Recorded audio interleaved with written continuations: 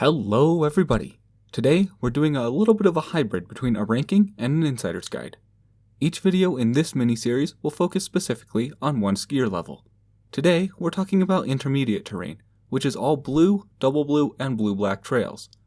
I'm going to give you our top 5 ski resorts in the state for the skill level, and then a mini insider's guide for each resort just for that level.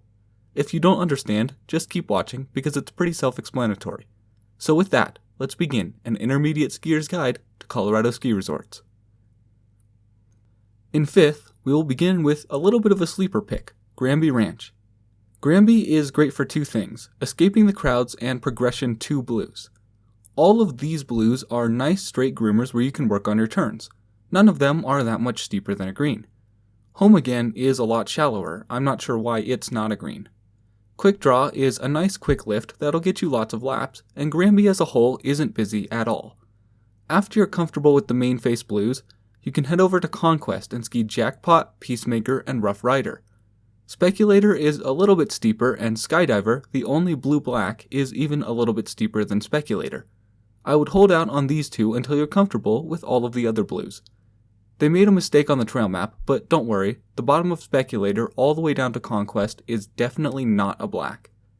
Granby is great when you're first moving from greens to blues because it has a lot of easy blues and isn't very busy. However, it certainly can't compete with the 4 resorts we have ranked higher for intermediate skiers. Next on the list is Telluride. Telluride has 2 really good blue pods and a few good runs interspersed throughout the rest of the resort. The 2 good pods are the Village and the Palmyra pods. In the Village pod, almost everything is groomed consistently. The difference between blues and double blues is that the double blues are steeper. In the Palmyra, or Polar Queen pod, you've got all the single blue groomers up here and the Gold Rush Glade. It's been a while since I've been to Telluride, but if I recall correctly, Silvertip and at least one of the Henrys is left ungroomed.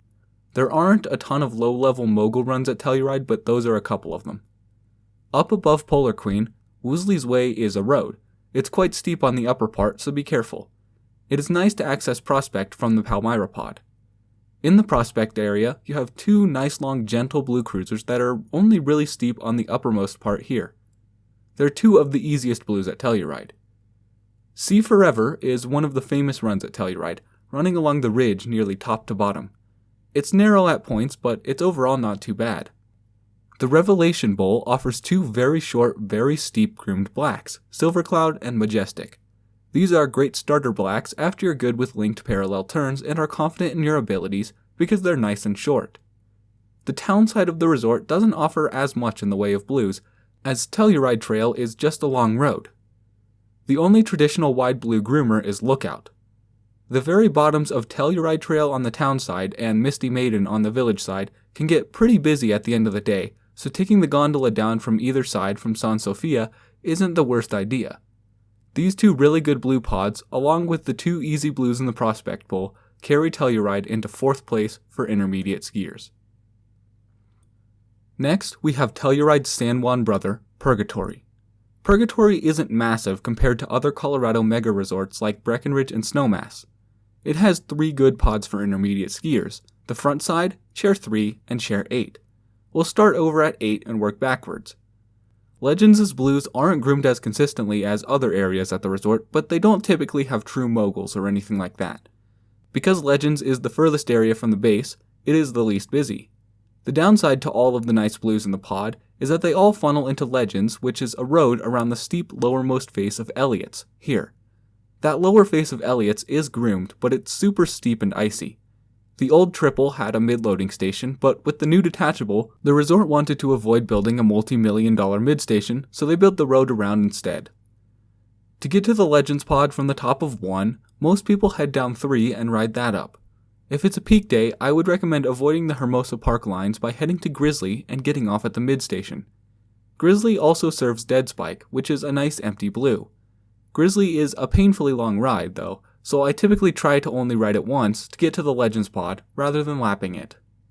The Hermosa Park Express serves a ton of blue groomers. The lift can get some decent lines, which is why I prefer Legends. The bottom of this pod has a big run out down here, so keep up some good speed once you start to get into the open. To get back from Legends, I would avoid BD&M, which is excruciatingly flat, by skiing to 3 and taking that instead. The other good area for intermediates is the front side. Runs such as West Fork, Paradise, and Upper Hades are super nice long groomers. Engineer is a little bit of a long ride, but I think it's more tolerable than Grizzly. Demon is the worst blue at Purgatory, as it is the runout for all of the stuff above it, so it's extremely busy. If you're coming down Cherub, you'll definitely want to take Tinker's Dam to get around Demon. The incredible terrain on the backside, especially the never busy Legends pod, gives Purgatory our number 3 ranking. In second, we have Breckenridge. I always hate on Breckenridge for its long lines, but if you're willing to wait in the lift lines, Breck's 3 main blue pods offer incredible long blue groomers. We'll start over in this Peak 6 area. The Kensho Superchair brings you way above treeline, so it offers a high alpine experience that would be reserved for advanced and expert skiers at other ski areas. It does get pretty windswept, so the snow isn't always the best. Some days, the same wind can make it miserably cold at the top as well. However, if you get there on a Bluebird powder day, it's absolutely divine. That's if you're willing to stand in the 30-minute lines powder days bring, though. Peak 7 is Breckenridge's famous intermediate paradise. Independence gets more busy than Freedom, so I would recommend hitting Peak 6 and Freedom in the morning, and waiting until people start leaving in the afternoon to hit Independence. Claim Jumper is nice and wide, so it doesn't feel too busy. North Star and Dukes, on the other hand, can definitely feel crowded. In general, none of Peak 8's whopping 4 blues are great to lap because they're all super busy. Peak 9, on the other hand, has some really nice blues. All of these blacks around Gold King are groomed, and they're not incredibly steep, so they're pretty nice as your first black. They are annoying if C Chair is not running, however, as you have to push along the lower Sawmill catwalk if you can't take C. Columbia, Bonanza, and Cashier are the busiest runs in the area. However, if you're still learning, Cashier and Bonanza are nice because you won't have to worry about any advanced skiers flying by you and encroaching on your space. If you are pretty advanced, I would avoid Cashier and Bonanza because you're not allowed to go fast on them. Briar Rose is a nice run that isn't as busy as everything else around it. Lehman has quite a bit of a run out down here. It's not flat to the point that it requires pushing, but it is generally shallow and boring.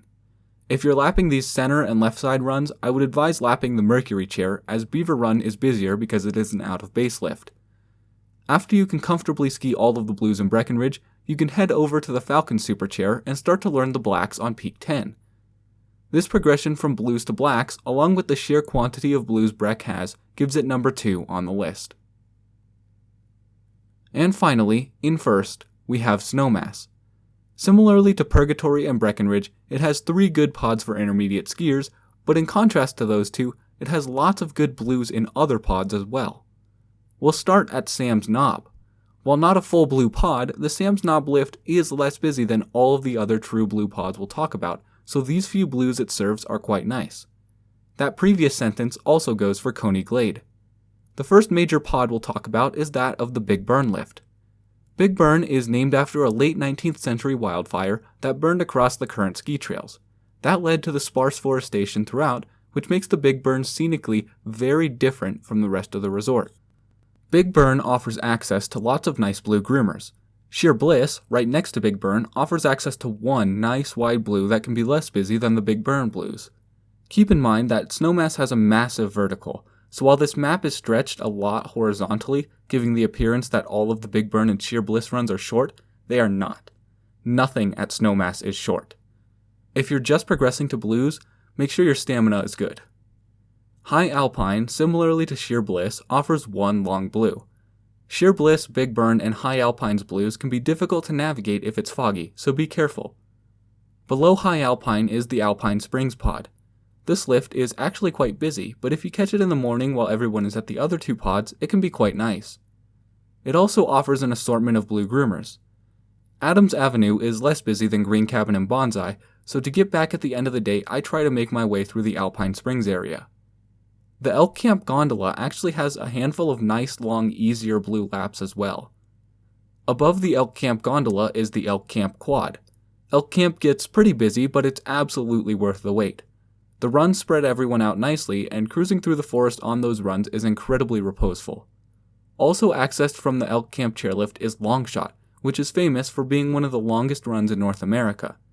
However, Longshot is not near as long as advertised.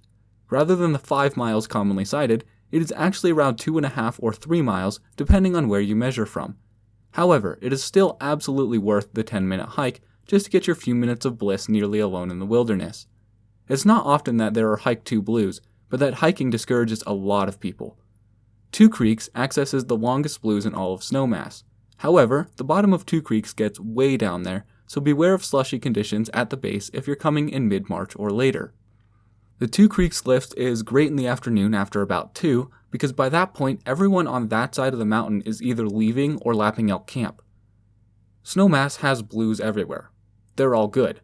As such, Snowmass is easily our favorite for intermediates in Colorado.